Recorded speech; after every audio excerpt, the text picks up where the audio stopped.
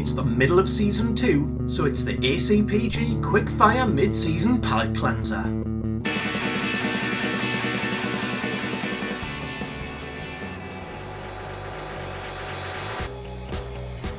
This is Anyone Can Play Guitar, the podcast for musicians and music lovers that takes you behind the scenes of the music industry. This week is brought to you in partnership with MGR Music. Ever wanted to learn an instrument, hone your skills, or pick up something completely new? You can get so far by yourself, however professional guidance can make all the difference. With a network of tutors right across the UK and rates starting from as little as £15 per hour, visit mgrmusic.com now to get started. Hello and welcome to episode 59, the mid-season cleanser with me, James, and him. Well, it would be Ben, but Ben is full of flu at the moment, and if you're in the UK right now, you can probably sympathise because it is going round. I've had it myself, but I'm thankfully out the other end of it, which is good news. So it's all on me today, firstly, to say Happy New Year. What's our plans for 2020? Loads planned for the podcast. What about you and your music life? Are you just picking up the guitar for the first time? Are you looking to take you and your music or your band to the next level? Loads of great stuff coming up on the show. So, hope you've liked the slight change in direction for the show in season 2. Dedicated shows that we've had on specific topics. So whether you want to get your band onto the festival scene this summer, great episode with Emma Zillman from the Fields. Or, like I say, if you're picking up a guitar from the first time, great episode with Matthew from MGR Music along with Lee on what you should be expecting. So all sorts of things to cover. So before we push on to next week, here's a little reminder of last week's episode, which was part 2 of our episode with Erin Jacobson, the music lawyer, on music law. Here's a little taster for you to go and check out. What type of deal is available to you at that time? Because as a brand new writer, you're not going to have, you're going to have more risk really, because you don't have the bargaining power to negotiate a better deal. Even if you have a good lawyer, you still might not be able to do that. And then as you get more famous, the more people want you, so they're willing to make you a better deal or take less ownership or whatever the situation is. Today, we're doing a little palette cleanser, like we've said. We've promised throughout the show, whilst you've been getting little snippets of interviews on a particular topic, we're going to start releasing the full interviews with our guests in their entirety, and that's going to be starting from next week. So for now, Ben had a little bit of a rush of blood and started bombarding guests with quick-fire questions at the end of each interview. So it's worked out quite well.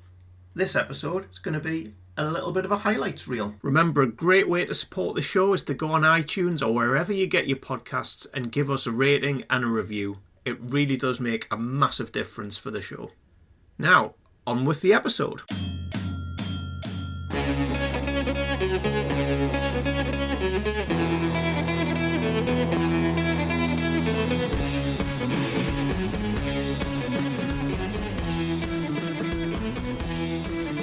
We've said the full interviews are coming up next week, and that's going to start with Justin Lockie of Editors, so look forward to that coming up. And now I'll give you a little intro to these quickfire questions. So Ben throws them at guests. You've got the song that they wish they'd written. 2, who is the artist that made them want to become an artist in the first place? You've got number 3, the first album you fell in love with. 4, what was their first ever gig they went to? And 5, what is the best part of doing what they do? So it's a bit of fun, had some good answers. You'll find questions 2 to 5 are indeed pretty much quick fire. Question 1, not so quick. It takes people a long time to answer what was the song that they wish they'd come up with themselves. So bear with Ben on those ones. So let's get going with the first question. What song did you wish that you had written? Here's Dave Cooney, Fickle Friends, We Are Scientists, and John Newman. I think mine could Oh, it could vary. I'd say on the one end of the scale, Wicked Game, Chris Isaak, great tune. On the other end, maybe something like Supersonic by Oasis. Bit of a range. Here's the others. Seven Nation Army. Really? It's an excellent choice. That's the biggest riff ever right now. Yeah. You know, I don't know where you ranked it, but in my opinion, that's like just the fact that it's sung at sports stadiums now all around the world. I envy that. Yeah, that's cool. What was the song that you wish you'd written? Oh my gosh. Wanna Be by the Spice Girls. Because? Wow, it's just a banger. It's just a pop tune. Yeah, it's just a really, really good. So that was a moment in time, wasn't it? Yeah, it was. I kind of wish I wrote Hey Jude. Oh, that's fair, yeah. Okay. It's just great. Timeless. It's solid. Yeah. Cracking songwriting, that. Mm-hmm. It's not because I love it so much. It's just whenever I listen to it, I'm like, it's just perfect. He really smashed it out of the park with that one, didn't he? Yeah. I think you'll go far. I think his career's on the up. Yeah. Make You Feel My Love. Right. It's ridiculously good, yeah. I mean, kind of anything off those first two Weezer records. Mm-hmm. Pinkerton's still in my top 10, to be fair. Second question. Which artist made you want to become an artist in the first place? For me, growing up, so many. Bowie, massive. The Smiths in terms of lyric writing to start with, maybe. And then there was the Oasis and Blur bit, starting out when we were young. Here's Sam Duckworth, Jimmy Eat World, John Fratelli and Keith Armstrong with their answers. Probably Walter's Rifles. Right. Rival Schools, Good Biscuits, Quick Sounds. Okay. Punk and emo is a funny one because every so often in the scene you'll get a band that are like super creative and just switch the whole thing. You know, At the Drive-In and Shikari, Thursday, a band like that. And Rival Schools for me with that band. Right. I was listening to a lot of chuggy, punky emo. Okay. And then that United by Fate record was just so bold and creative, and I think it was realising that you don't have to stick within your lane. You can kind of expand as far out as you want, and I think that to me is the artistry part where I've gone, okay, actually, I'm less about wanting to be an entertainer and more about wanting to be an explorer. Okay, that's cool. You know, like just to find out how far you can push everything. That's a hard one too. You know, probably somewhere between like Def Leppard, Prince, and Twisted Sister. Right. You know, like the birth of MTV era. Yeah. 84, 85. You know, like pop music in 84, 85. Yeah. Yeah. I'll bet that was just a explosion. It's like, whoa! You know, it's like a little kid and you're seeing like MTV with fucking, like hair metal bands leaping around with glowing swords and fucking, like post-apocalyptic Beyond Thunderdome looking shit, It's like, oh, that looks rad. I want to play guitar. Yeah, exactly. The honest answer is when I was 16, it was a Friday night. I was sitting in the living room with my dad and I was about to go to bed and he said, you may want to stay up, there's a Pink Floyd concert on TV. Right. So this was 1994 or 5 and it was Pink Floyd from Earl's Court from about the year before. Only ever heard the name, no idea of the music. And really that was it. That was like, oh my God, that's what I want to do. Not necessarily that, but it was like completely first love stuff, and I've never fallen out of love with it, which doesn't mean that the music you go on to make is anything like that, Of course. but whatever the catalyst is, it's so potent and powerful, that it still, God, how many years later, 24 or 5 years later, it still has that same feeling, right? Because that would have been one that we're doing like the almost reunion type stuff. Yeah, it was without Roger Waters. Yeah. And then I just became a complete Pink Floyd freak from that point. The first artist that I really, really... The first record I heard that I loved was by Sly and the Family Stone that my mum had. A song called Running Away by Sly and the Family Stone. That's the first record I remember really loving. And then after that, David Bowie was the thing that got me. And David Bowie led me to loads of things. So he led me to Brian Eno and Kraftwerk, electronic music. So that sort of started my education in music. I've always personally preferred black music. So Marvin Gaye is a massive hero of mine. Yeah. And I love hip hop. So I was brought up with hip hop in the early 80s and stuff. So like, and bought all the early hip hop records and all that. So I love Kanye West and people like that. So I've now rabbled on. I can't remember what the question was. Which artist got you into music? Oh, got into right. Yeah. I would say, probably David Bowie.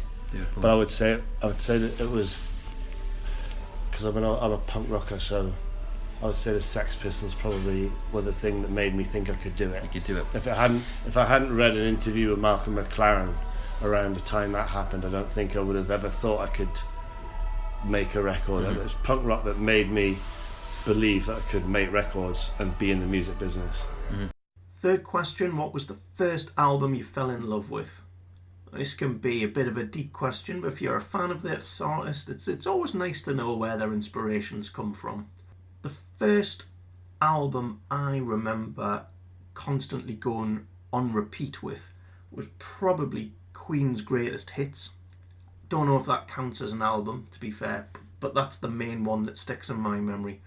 Here's Justin Lockie, Laurel, The Sheepdogs, and Neville and Christine Staple. Oh, fuck. I had older brothers who were at art college, so I had a great introduction to... My musical introduction was essentially mid-90s American alternative rock. So I have to say, first album was the first album I fell in love with. Yeah. Truly fell in love with. Yeah. I don't think I truly fell in love with anything until In Utero by Nirvana came on. I mean, I was obviously into music and stuff, but I don't think anything really changed my... Or I don't think anything has been fully ingrained into my soul that record has, and still is. Yeah. This was probably up there, top 2 favourite records of all time. It always will be. Laura Marling, Alas I Cannot Swim. I was 15, I think she was 17, and I found that album. I was 14 and I adored it. It made me buy a guitar.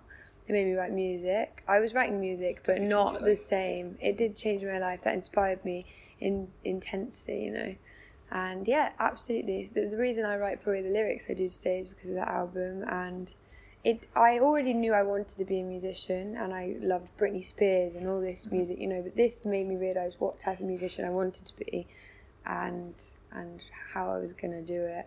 Cool. Brilliant. Steppenwolf 16 Greatest Hits. Really? Yeah. That's a good one. Yeah. Steppenwolf are Canadian as well, aren't they? Yeah. The singer was. Yeah, partially Canadian. But yeah. We take it. I'll go with Soundgarden Super Unknown. That was Black Hole Sun. Yeah. Spoon Man. Tying Up. Mine was actually Clint Eastwood and General Saint. Right. Yeah, their first ever album. Yeah. Mine was Tying Up. Yeah. This week is brought to you in partnership with MGR Music. Ever wanted to learn an instrument, hone your skills, or pick up something completely new? You can get so far by yourself, however professional guidance can make all the difference. With a network of tutors right across the UK and rates starting from as little as £15 per hour, visit mgrmusic.com now to get started. Last week we featured Erin's Good Cause. So today we've picked up another guest from season 2 whose charity hasn't featured so far. And this week we've got Sam Duckworth, who gave a shout out to the Grenfell United, which was set up by the survivors and bereaved of the Grenfell Tower fire of June 2017. I think Grenfell United, which is the they're the group of residents and survivors from the Grenfell Tower, and they're lobbying a lot in Parliament. They've just been going hard on the combustible materials to make sure that any other unsafe buildings in the UK that have the same type of cladding, is there are, the regulations and legislations change for it to be removed. Also for and other issues like freedom of information requests for housing associations and tenant management organisations. Like if you live in a housing association flat or a house of a TMO, like a tenant management organisation, you can't find out loads of things on freedom of information request, including if you're safe. Right. I think Grenfell United are great because not only do they push for,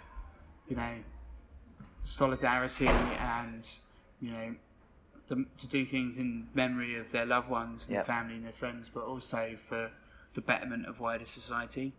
I think that they have campaigns and the petitions that they'll post and things like that. I think everyone in the country was touched by that, horrific atrocity, really. And something that should never have happened. Something that should never have happened, that did happen, and then when it did happen, people have still not changed all of the elements that would stop it from being repeated.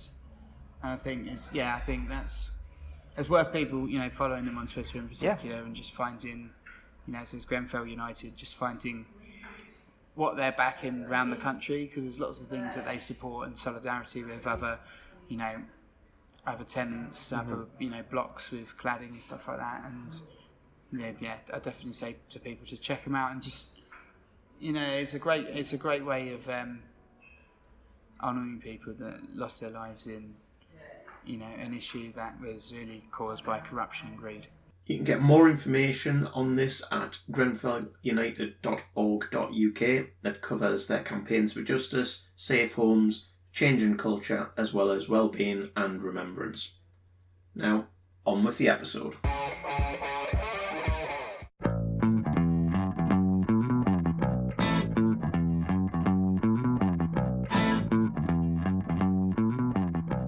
Classic question for the fourth one. What's the first ever gig that you went to? Mine was Wheatus. Teenage Dirtbags and all. Ben was there as well, as I recall. I think his was Natalie Imbruglia, that I was not present for. Here are Fickle Friends, We Are Scientists, Justin Lockie, and Tyler from State Champs. Does a festival count?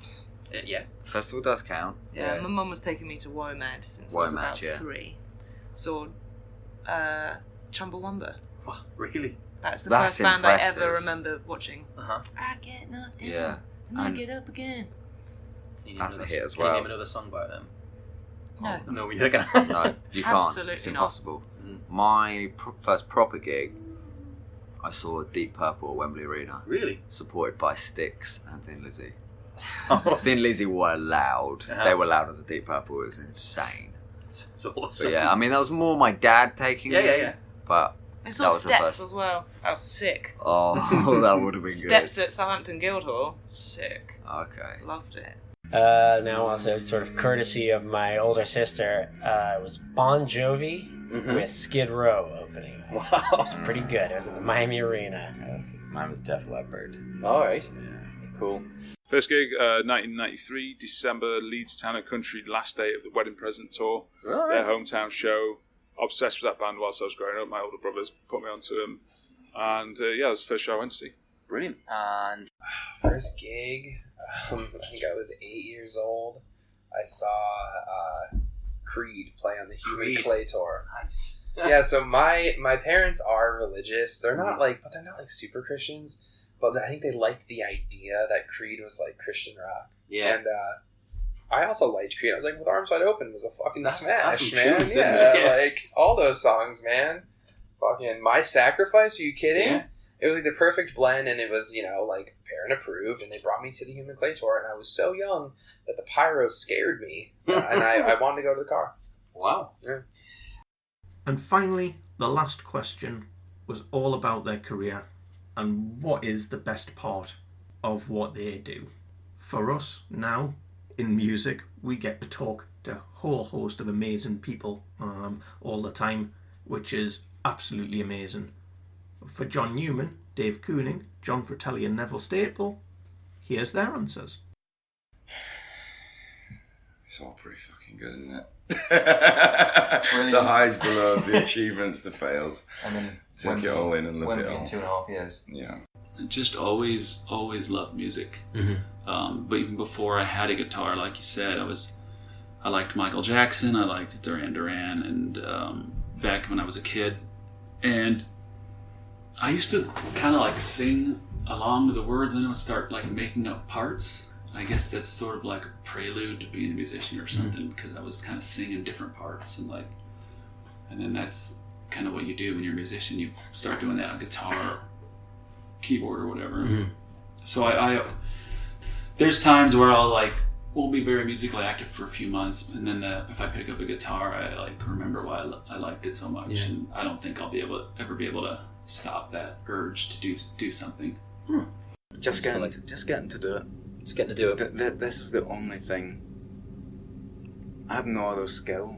I have nothing else to sell. Right. I'm completely unemployable. I'm not saying that that's the same for Barry and Mince, because I can't speak for them, but I have nothing else that anybody would say, I'll pay you to do that. Right. So just the fact that we get to... I really got everything I ever wanted. All I ever wanted was the time and space to make as much music as I could and as much music as I wanted to do, and to never be pressured in any way. It never has to be done for a particular time. And I have the perfect life.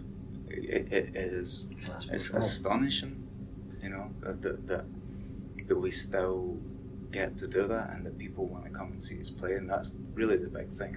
Yeah. Because you're really not. It's really, the audience makes the band.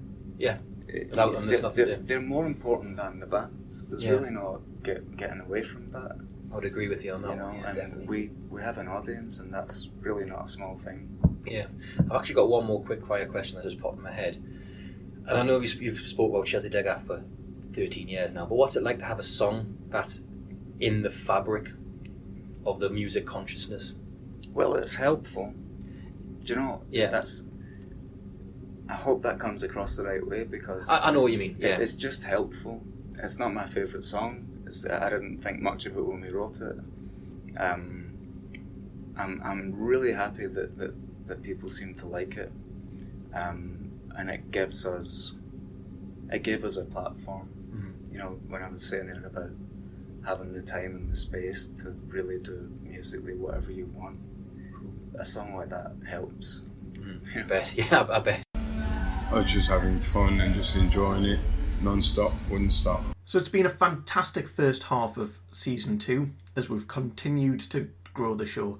Massive thank you to all you listeners, continuing to expand our listeners in the UK, and a massive increase in followers over in the US, so thank you to all of you. And then the rest of the world. There's always new countries popping up. It's great to see that the show goes as wide as it does. So no matter where you are, massive thank you for tuning in. Please spread the word. Please leave us ratings and reviews wherever you get your podcasts from. I know we keep banging on about it, but if you listen to any other podcasts, you'll know that it is a thing, and it does massively help. If you know anyone who's into music, help them out, whether it's pointing them in the direction of this show, or whether it's pointing them in the direction of other shows, other resources, helping them out yourselves. It's all about helping the music community. So all the best for 2020, and we'll speak to you next week, where we have the full-length interviews coming at you, starting with Justin Lockie of Editors. Cracked on, played the tunes. I think we even played started jamming around what would become Sugar on the 4th record, and started writing pretty much. And that was that. That was day one. That was day one. Yeah. And then it just, I think we were in rehearsals for 2 months, and then we just went out and smashed this massive headline show. As a reminder, if you like the show, please take a few seconds just to give us a rating and review wherever you get your podcasts from. It makes a huge difference in helping us grow our audience and promoting the show. All of the show notes for today's episode can be found at acpgmusic.com, along with our back catalogue of episodes. If you like what you hear, or perhaps have some improvements or specific guests you'd like us to consider, we'd love to hear from you. Email us at info@acpgmusic.com or hit us up on social media. Keep supporting upcoming artists and we'll catch you next time.